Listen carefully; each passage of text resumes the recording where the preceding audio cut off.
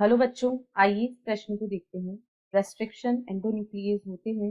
विकल्प ए जीवाणु द्वारा अपनी रक्षा प्रक्रिया के एक भाग के रूप में संश्लेषित किए जाते हैं।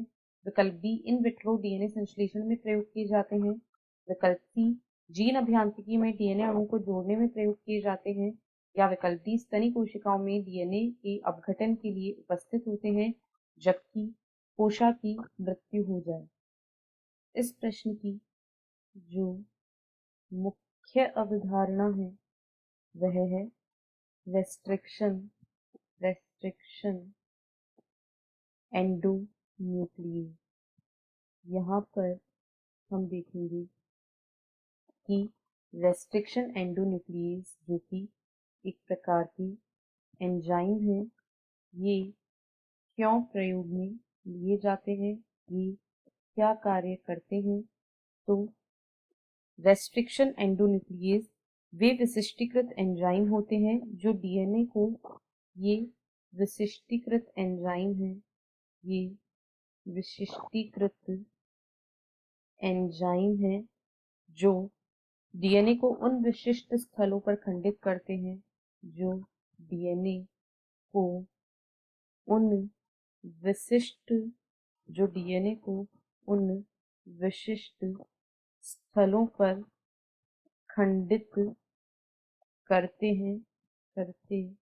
हैं जिनमें पैलिंड्रोमिक श्रृंखलाएं या जिनमें पैलिंड्रोमिक श्रृंखलाएं पाई जाती हैं, जिनमें पैलिंड्रोमिक श्रृंखलाएं या विलोमानुक्रमी अनुक्रम पाया जाता है या पैलिंड्रोमिक श्रृंखलाएं पाई जाती हैं। तो रेस्ट्रिक्शन एंजाइम विशिष्टीकृत एंजाइम है जो डीएनए को उन विशिष्ट स्थलों पर काटते हैं और ऐसे डीएनए को काटते हैं जिनमें पैलिंड्रोमिक श्रृंखलाएं पाई जाती हैं। ये जीवाणु में पाए जाते हैं तथा ये ऐसे डीएनए को खंडित कर देते हैं जो उसके लिए, उस कोशिका के लिए बाहरी डीएनए होता है।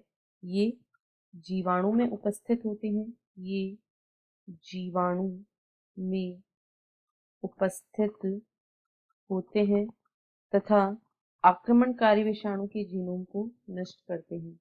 ये आक्रमणकारी विषाणु के ये आक्रमणकारी विषाणु के जीनोम को नष्ट करते हैं। अब यदि विकल्पों को देखें तो विकल्प ए में कहा गया है जीवाणु द्वारा अपनी रक्षा प्रक्रिया के एक भाग के रूप में संश्लेषित किए जाते हैं। यह बिल्कुल सही है। ऐसा डीएनए जो कोशिका के लिए, जीवाणु कोशिका के लिए बाहरी डीएनए होता है, उसे ये नष्ट करते हैं और जीवाणु की रक्षा करते हैं। बी में कहा गया है इन विट्रो डीएनए संश्लेषण में प्रयुक्त किए जाते हैं, तो ये डीएनए संश्लेषण में प्रयुक्त नहीं होते हैं। सी में कहा गया है जीन अभियांत्रिकी में डीएनए अणु को जोड़ने के लिए प्रयोग किए जाते हैं, तो जोड़ने के लिए रेस्ट्रिक्शन एंडोन्यूक्लियस काम नहीं आते हैं। ये डीएनए को विशिष्ट स्थलों पर काटते हैं, ना कि जोड़ते हैं। डी में कहा गया है स्तनी कोशिकाओं में डीएनए के अपघटन के लिए उपस्थित होते हैं, तो ये डीएनए का अपघटन नहीं करते हैं बल्कि ये डीएनए को विशिष्ट स्थानों पर काटते हैं। अतः यह विकल्प भी गलत है, इसलिए विकल्प ए इस प्रश्न का सही उत्तर है। आशा है आपको प्रश्न समझ आया होगा। धन्यवाद।